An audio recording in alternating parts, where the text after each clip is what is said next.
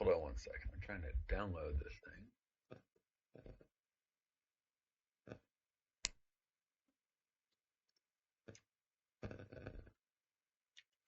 Give me 1 second. There we go. Okay, so I'm going to send you this here in a second after I have it downloaded. Okay. What I'm going to do is I'm going to go to Documents. Then I'm going to go to NinjaTrader 7. And I'm going to go to, and we'll put it in the new, one of the new upcoming releases. Templates, okay. And then chart. So again, that's Documents, NinjaTrader 7, Template, Chart. All right. And hit save. So now that I've done that, now again, this will be included in an upcoming release.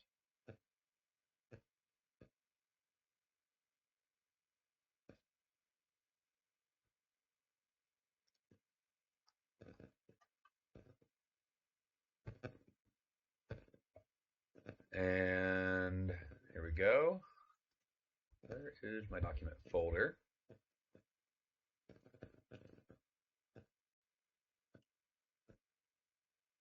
It's hiding somewhere. There it is. When you got so many screens. All right, so again, Documents, NinjaTrader 7. Scroll down to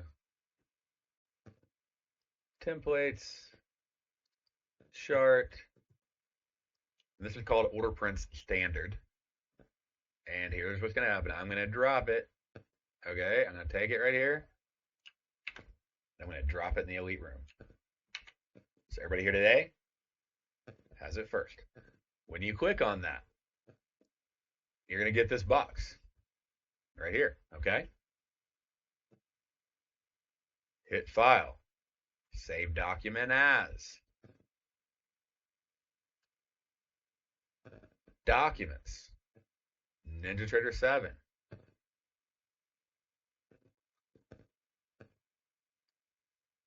Templates. Chart. I already have it there, so it'll say you're gonna save over it, but and save it. Okay. So now what I can do is I can go to Ninja and I go to New Chart, and let's just say I'm opening. I have a lot of oil charts open, so we'll say oil, so you can sort of compare. Oil, and let's say I'm going to use Apex diagnostic bars at 10 ticks. Okay. And go over here. I can say default 24/7 on my session template. And then I'll scroll down as we put little underlines to make it where you can jump past a lot of stuff. And there it is. Underline, order print, standard. And then I click OK. And now it'll load up.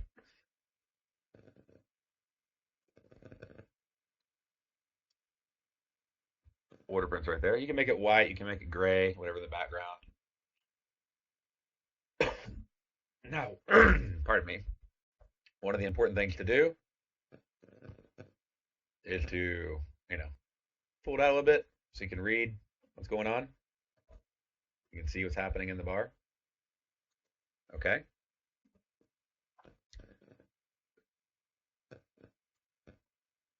All right.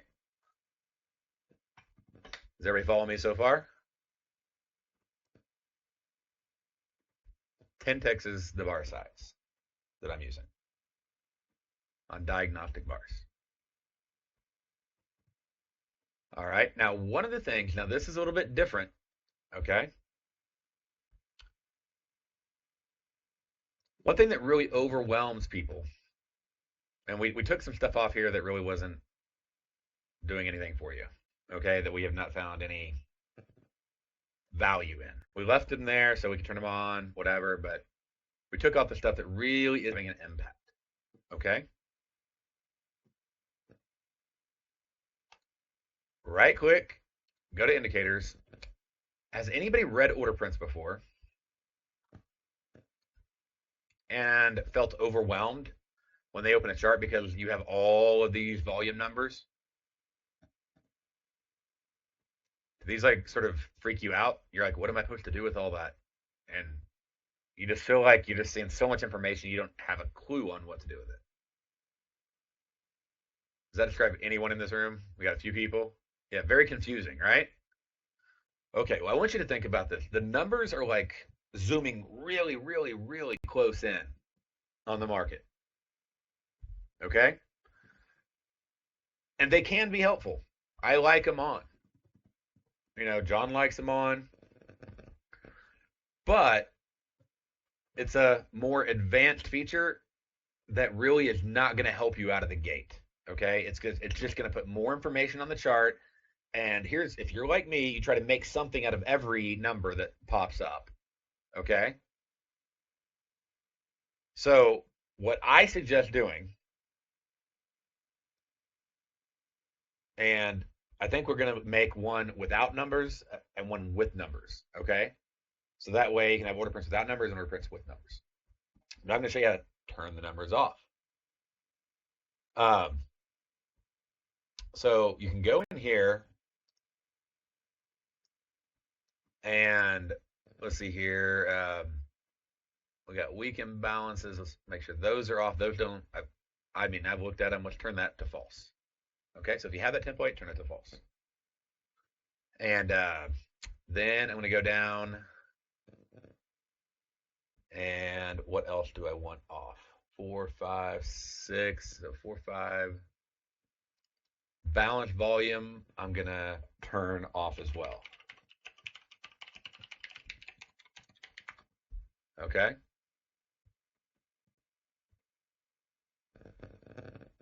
And now I'm going to hit OK.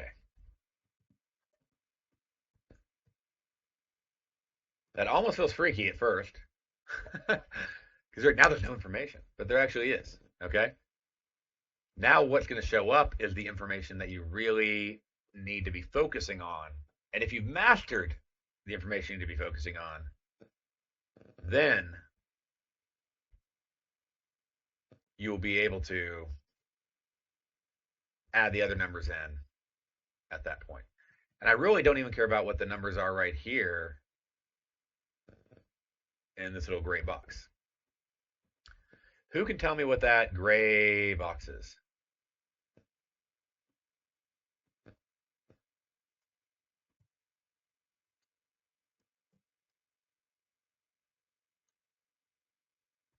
It's the point of control of the bar. And what does point of control mean?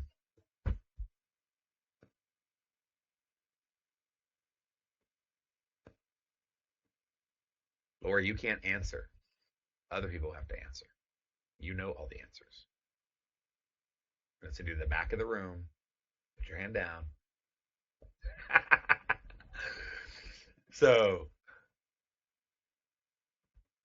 yes, it means that the most volume, just like our blue line on ice means the most volume from the previous day. Okay? This tells you the most volume for that bar. Okay?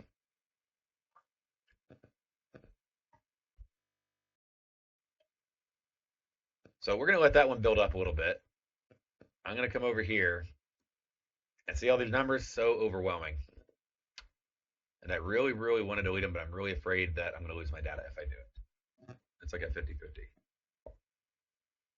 So I'm going to go through it, but I really want y'all to, can you today? I'll turn them off I'll turn them off in a little bit to see if they go away. But first, I don't want to lose the data, so I can get the most to you in this next, hour or so that we're going to be talking. Okay? Watch Lori do it, and it works perfectly, and I do it, and it just goes poof. So, because basically this is reading the live time and settles and putting the data in there. All right, so y'all just told me what the gray is. Okay, that's the point of control, the most volume in the bar. That price right there is where the most volume happened. Okay. Now, who can tell me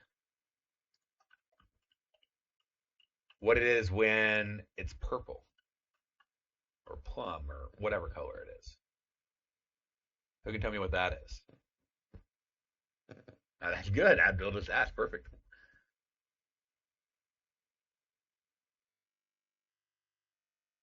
Chris knew. So bravo, Chris.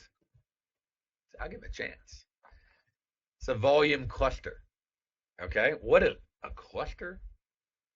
What does that mean? What that means is that point of control is a lot larger than the previous X number of bars point of control. There's a whole lot more volume in that bar.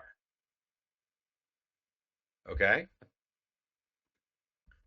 When you see a cluster, now there's a lot of ways clusters can be used. You know, Rick Wyatt, he talks about clusters all the time, right? That's like his baby, right?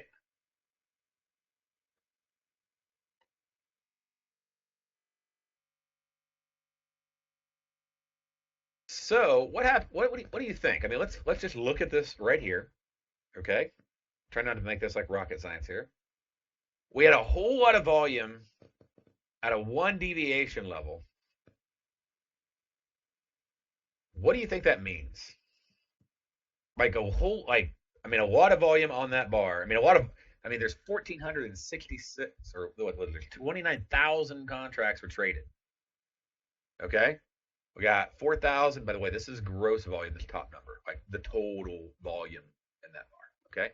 So we just had 29,000 contracts. On the way down, we had 21,000 like here, and then we had 7,000, 11,000, 8,000, 1,800, 5,200, 4,000, and then 29,000 with a cluster. What do you think that, like, what do you think just happened? Why was there so much volume there?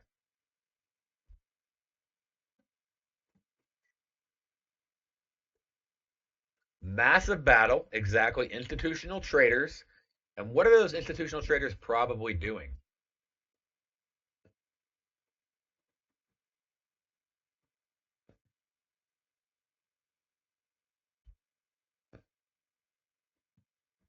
Think about think about it this way. If they loaded up here to go short, 21,000 contracts, right? Plus, whatever else they, short here and here, right? And all of a sudden they bought back a whole lot of contracts. What are they doing? There you go, Chris. That's the answer. Yes. So, and Osmond as well. Several of you said it. They're taking profits. Okay? They're closing their contracts. Now, does that mean it's going to reverse? I mean, could it go into chop? Could it continue? Could it reverse? A few things could happen right there, right? Y'all agree? Like, I mean, it's not a definite reversal, it's a potential reversal. Okay? But let's take it another step. Let's say you went short from whatever signal. Okay? I mean, whether you're trading C's or IZSS or a dozen other systems that we teach, or maybe you have some other mix and match. I know we have traders that use our indicators in their own way. Okay. What right there would that be a clue for you to do? If you were short and then you see that massive cluster happen, okay, because that cluster is going to pop up live, which is really cool. Because once you have a cluster doesn't go away. All right. So it's going to pop up during the bar. As soon as you see that cluster happen at the 1 deviation level, what might you want to do on your contracts, especially at a 1.5 deviation level, actually, at this point? Yeah, take profits, at least on part of your position. Definitely tighten your stops. Okay? So, like, either take profits, tighten stops no matter what. Okay? At least by the close of the bar, if not sooner. But, taking like partial profits, if you have multiple positions, is not a bad idea. Because here's what's about to happen. Either it's going to reverse or it's going to chop around quite a bit before it continues. And if it chops around before it continues, what are you going to get? And this is one thing people don't think about. What's going to happen? Let's say it chops around like it's doing right now. Of course, we're near the end of the day and the bell and all that stuff. But let's say it chops around and then goes short. What are you going to get on one of your other charts, like IZSS? Are you going to get probably get a new signal? If it chops around and then finally breaks out and goes short, you probably get a new signal. Or sling. Yeah. So some people are so afraid of like taking profits because like I'm going to miss out. Da, da, da. That's a point where you could go, I'm going to take some profits and then I'm going to let the market tell me what it's doing next before I hop back in. Okay. I mean, some traders would just reverse and all that. I like to get a little bit more confirmation before it's going the other way inside of a bar. The longer you've traded this, the more you can do stuff faster. But personally, I'm a big close a bar person as far as making an entry decision. Okay. Um, so that right there is a great idea for taking profits if you're short.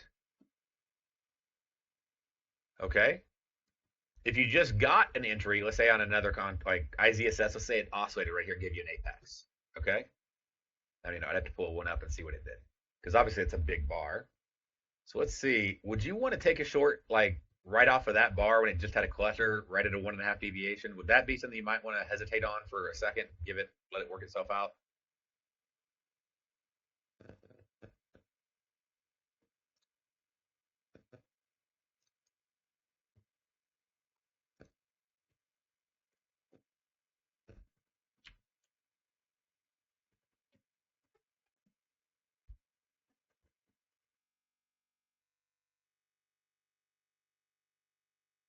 I personally be hesitant to just hop right in. Like, let's say this was a PE short. It wasn't. It was but let's just say it was.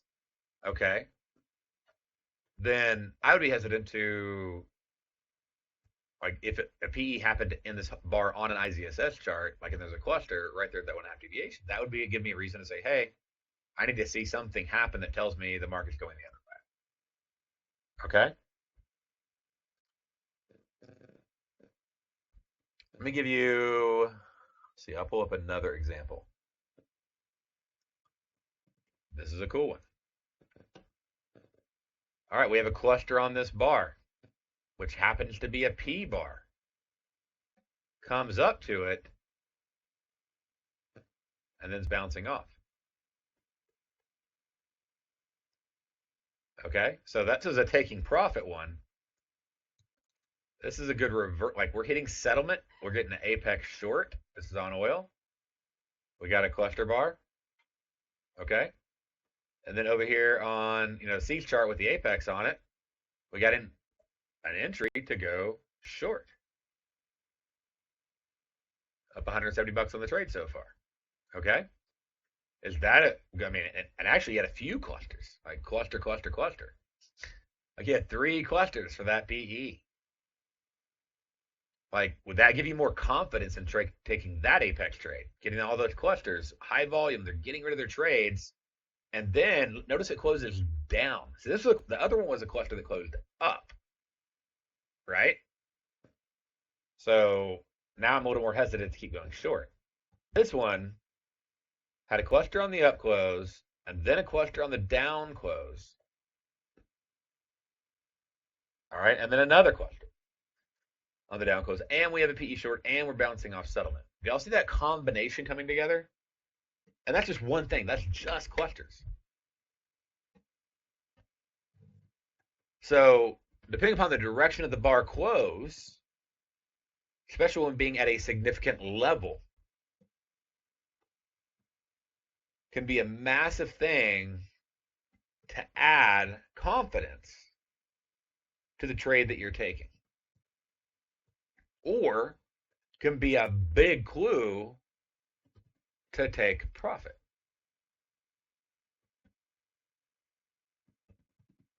So, for instance, let me pull up the IZSS chart on what just happened. Okay? Here we go. Well, that expanded really big. Let's see if there we go. So here's the IZSS chart. And we finally get, short everything's okay going on. We got VAT-E. We got a divergence over here in VAT-A. So saying, hey, up volume is getting weaker and weaker. So as soon as that thing flips, boom, oh, and we got a trend catcher, we go short. It comes down, in this P-bar, we get that cluster. So instead of letting it come all the way back up to, my trend line or my predictor or my MVP line and giving up really almost all my profit or breaking even, I could take my profit right there because I have a reason to, not just because it hit a line, which can be a reason, but there's several things. The main one being we had volume, like a lot of volume up here off of the, which you should expect that on the reverse bars, but a lot of volume off this A bar, a lot of volume off this P bar, and a cluster right there. So volume got lighter and lighter and lighter, and then the bar closed up. So I'm going to take my profit versus give it all back by letting it go back. I trail because I'm trying to protect so I don't have like the worst case stop loss always being hit. But it's very wise to take at least part, if not all your profits when you see a good reason to take a trade and then wait for another, potential entry. How helpful is that just one lesson right there? Is that for entering a trade and for taking profits on a trade? Like just the purple. I mean, we're not even talking about all the things that are on here. Just looking at the purple. Okay? Not worrying about the other, point of controls, just that purple. So we add that in to our other systems. We add it into levels. We look at volume. Note, and I want you to really pay attention. Okay, these two things right here at the top. Okay, one, this is the top number is total volume. That's all the volume in the bar put together. So again, notice 21,000 contracts, then 7,000, 11,000, 8,000, 1,800, 5,000, 4,000, and then 29,000. That should be a clue that something's up. A cluster pops up. That's a real big clue. Okay.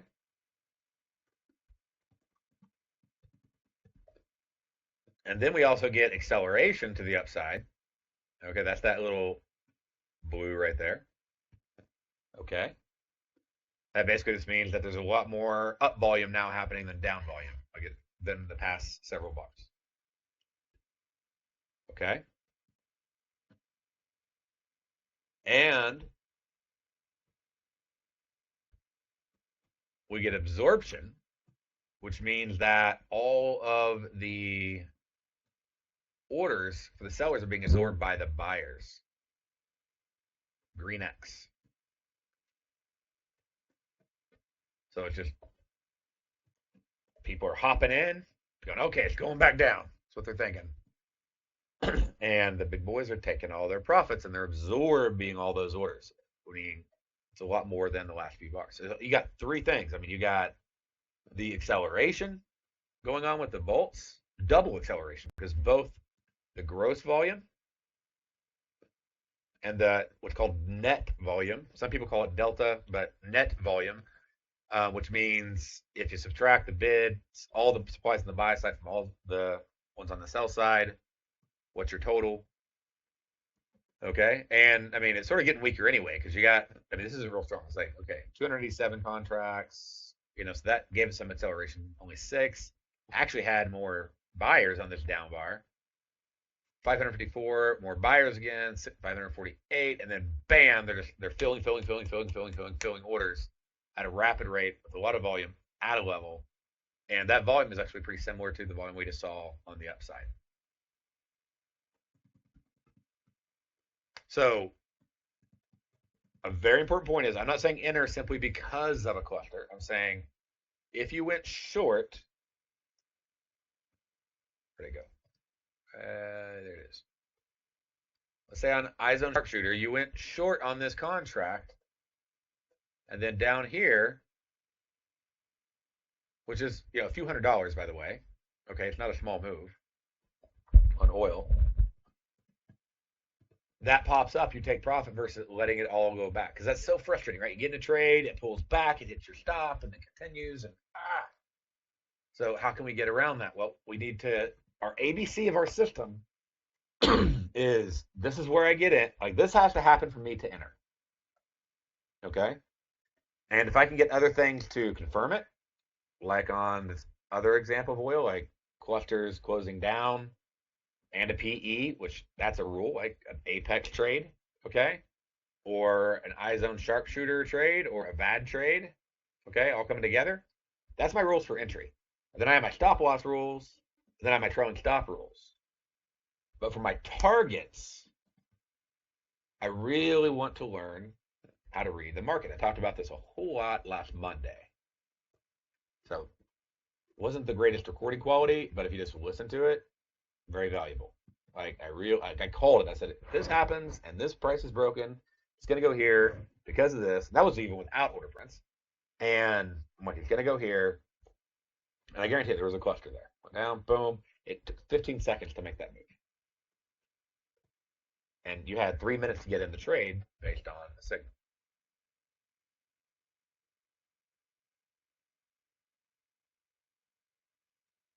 To absorb and take profits, they would be filling all the seller's orders. So buying, buying, buying, buying, buying, buying, buying.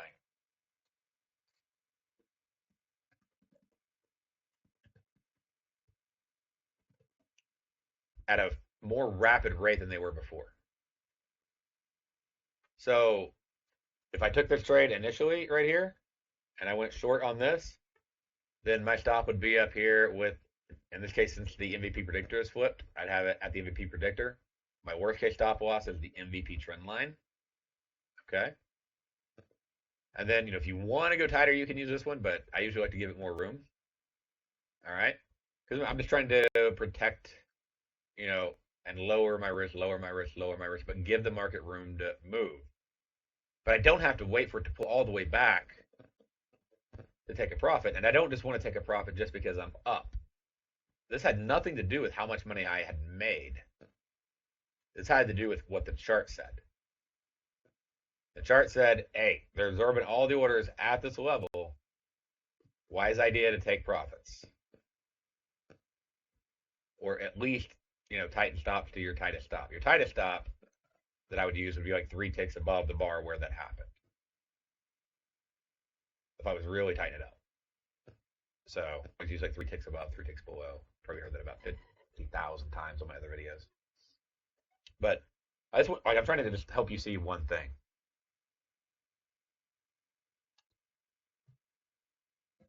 Okay?